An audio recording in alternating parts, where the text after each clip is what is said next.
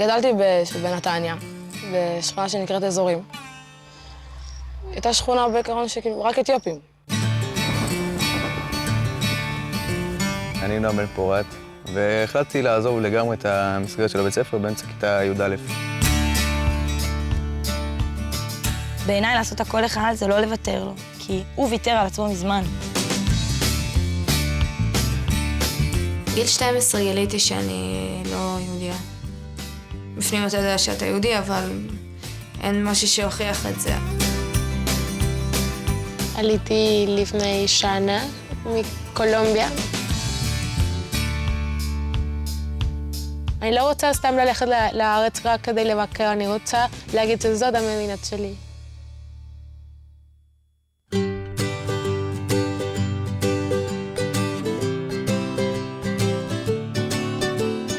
כשהייתי יותר קטנה, הייתי כל הזמן עם התנועת נוער שלי. כל הזמן אנחנו מדברים לא על עלייה, אבל שיש לנו הארץ שלנו, זה ישראל. ופשוט אמרתי, אוקיי, זה לא רק לדבר, זה גם לעשות משהו. אמרתי, אני רוצה לעשות עלייה, כי אני רוצה לגור פה, אני רוצה לעשות כל הדברים שאנשים מפה עושים. בגלל זה גם אמרתי שאני רוצה לעשות צבא, להתגייס ולהיות חלק מהאנשים פה. יש לנו את ההזדמנות לעשות פה במחווה אלון טירונות פלוס קורס עברית. אם היה לי, איך אומרים, כאילו, תכניסה ישר לצבא אמיתי, היה לי יותר קשה, אבל עכשיו אנחנו יכולים להבין מה זה צבא והכל בעברית יותר קלה. להיות חייל בודד זה קשה. כל הזמן בטח שאני חושבת על המשפחה ועל הכל. לפעמים אין לי כוח, ואני רוצה לשים את התיק כאילו על הרצפה וללכת לישון, ולחשוב שעוד מעט אמא יכולה לעשות הכל, אבל אי אפשר, וזהו, אבל זה קשה, אבל בסדר. לפעמים אנחנו צריכים חיבוק לאמא, משהו כזה, אבל אני ביקשתי לעשות את זה. אני אמרתי אני רוצה ואני עשיתי אז, זה בסדר. יש לי מזל, כי יש לי קיבוץ טוב ואנשים טובים על ידי. יש לי משפחה מאמצת בקיבוץ, והם כמו חלק ממני גם. יש לי עוד מעט טקס והם רוצים לבוא לפה.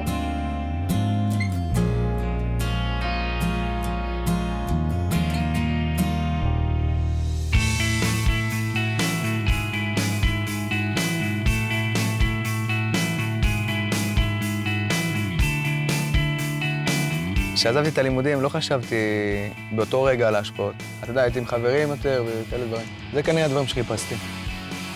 התגובה של ההורים שלי הייתה נגד. זה לא שהם אמרו לי, זה טוב, בסדר, כל הכבוד.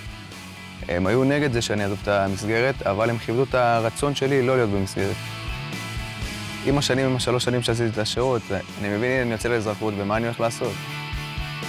אם פעם לא חשבתי בכלל שאני אלך 60 קילומטר בשביל קומטה עם ציוד על הגב וכאלה דברים, ואתה עושה דבר כזה בשירות, ולא שואלים אותך, אז אתה מבין לאט לאט מה אתה יכול לעשות, מה אתה לא יכול לעשות, וזה גם חיזק לי את הדעה לגבי הלימודים. מילים שנקראות על שם הספרים של מסות, לדוגמה. כששמעתי על הדבר הזה, אמרתי שזה מתנה, שזה פרס. היה נראה לי טוב הרעיון שזה במסגרת צבאית, אתה לא עושה לעצמך הנחות. בהתחלה זה היה בעייתי קצת, אבל לאט לאט אתה מתרגל לזה. אתה כל הזמן נזכר במטרה שבאת לפה. אני מתרגל למסגרת של הלימודים, ואני מקבל את הכלים שאני צריך בשביל ללמוד בהמשך. עכשיו זה מעבר לזה שצריך, זה עכשיו אני פשוט רוצה. ועכשיו יש לי גם את ההבנה כמה זה חשוב.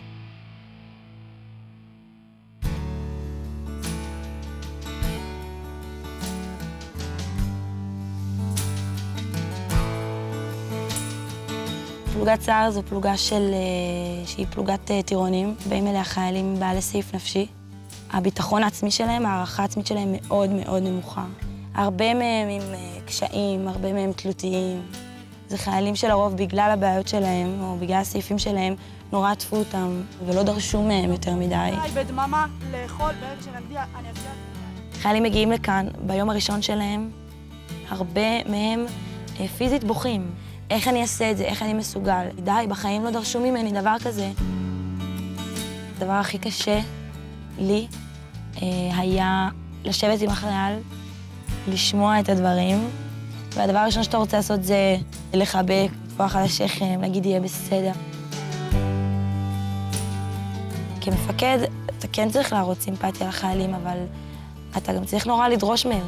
ודווקא כשחייל מספר לך דבר כל כך קשה, אתה נורא רוצה לבכות ולחבק אותו, דווקא מפה אתה צריך לתת לו מאיפה צומחים מזה.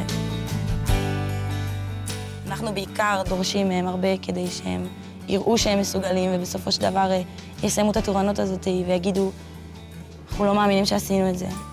יש לנו את הזכות הזאת להביא להם את הכלים האלה ולגרום להם להאמין בעצמם.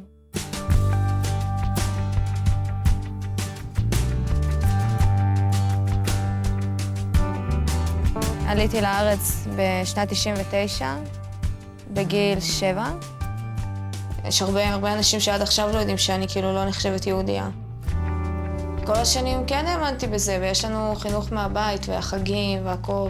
אבל אין מסמכים, כי סבתא שלי בזמנו הייתה במלחמת העולם השנייה, והיא הייתה פרטיזנית, אז היא הייתה צריכה להשמיד את כל המסמכים בשביל שלא יתפסו אותה. פתאום את לא יהודייה, אז כזה, אז מה? למה לא? מה שבאמת דחף אותי להתעניין יותר לעומק על היהדות, על למה אני לא יהודייה, מה צריך לעשות בשביל זה. כשהגעתי לצבא, אז ישר כאילו ידעתי מה אני הולכת לעשות, שאני הולכת לקורס נתיב. באים לפה ולומדים על הציונות, על ישראל, לומדים הרבה על היהדות. יש איזה עניין בשבת שאסור להעביר דברים הדברים שאתה לומד פה זה הרבה יותר כאילו מעבר.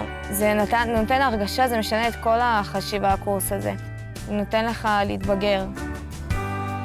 אני רוצה שהילדים שלי יחיו פה בארץ ולא עליהם בעיות כמו שלי היה. ואני רוצה חופה. זה אחד הדברים החשובים בשבילי. חשוב לי להיות יהודייה כי אני באמת מתחברת לזה.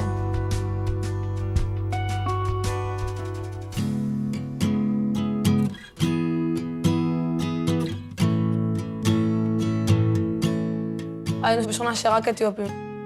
הבית עצמו היה נחמד. כמו שכל משפחה. מבחינת, כאילו, השכונה עצמה, זה כבר לא היה כזה טוב. בבניין שלי היו חסמים. היה את הפחד הזה של לצאת מהבית. וגם עכשיו השכונה עצמה הייתה נראית.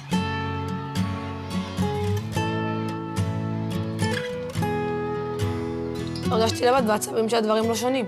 שאף אחד לא עושה משהו כדי לשנות את זה. זה מין בועה כזאת. אז אתה נשאר באותו המקום. כאילו הם לא שאפו לי יותר טוב.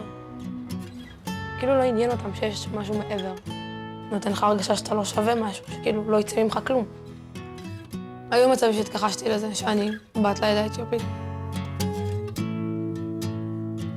בהתחלה לא רציתי להתגייס כי כל הזמן אמרו לך שצבא זה לא מסגרת הכי טובה, כי הרבה מהעדה האתיופית מגיעים לכלא. או מגיעים לתפקידים לא משמעותיים. חברה שהתגייסה חודש לפניי לקורס אמיר, וכאילו, אז שאלתי אותה בעצם מה זה, אמרה לי, זה רק אתיופים. רק אתיופים. קיבלתי חום. הגעתי לשם, ראיתי שיש עוד כמוני. קודם כל הרגשתי הרבה יותר מחוברת לעדה. ערב אמיר זה ערב שכל מחזור של קורס אמיר מעביר. זה ערב על העדה. גורם להרגיש גאווה, באמת שגאווה, לראות את כל הצוותים מרימים פה ערב כזה, כיף לראות את זה. זה שינה לי את הראייה בכלל למערכת הצבאית. נגיד לפני 6 שבועות לא רציתי להתגייס, לא רציתי לשמוע על הצבא. ועכשיו אני רוצה להגיע לקורס עוד, קורס של הוראה ופיקוד, בחיל חינוך. זה המון ב6 שבועות.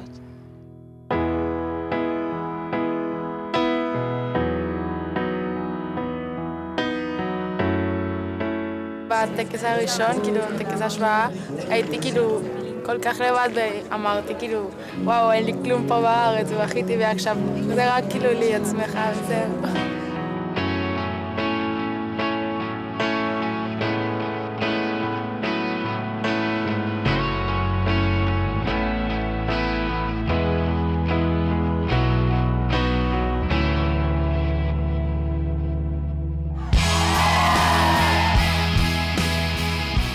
יש לי משפחה שיש לי חברים שאוהבים אותי, והיום הרגשתי שבאמת הם כמו אבא ואמא פה בארץ. כשאני רואה את כל זה, קורה בכלל, איך שהבסיס פועל, זה נותן לי הרגשה שבאמת אכפת לצבא מהאנשים. זו הזדמנות אחת הגדולות שהיו לי בחיים. מחווה אלון בשבילי זה הבית השני שלי.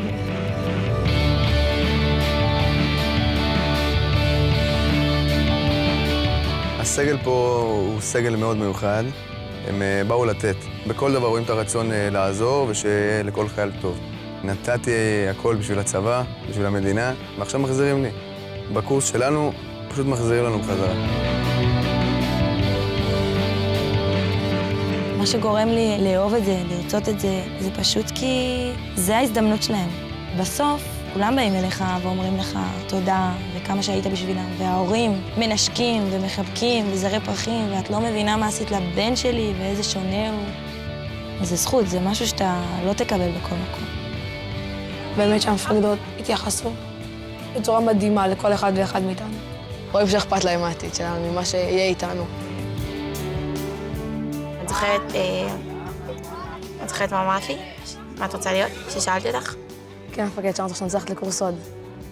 למה? באמת בפיקוד, כי ראיתי אתכן פה, באמת. המפקדות פה. יש בך את זה? כן, יש בי את זה.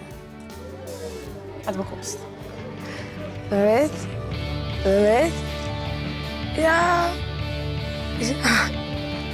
באמת התקבלתי?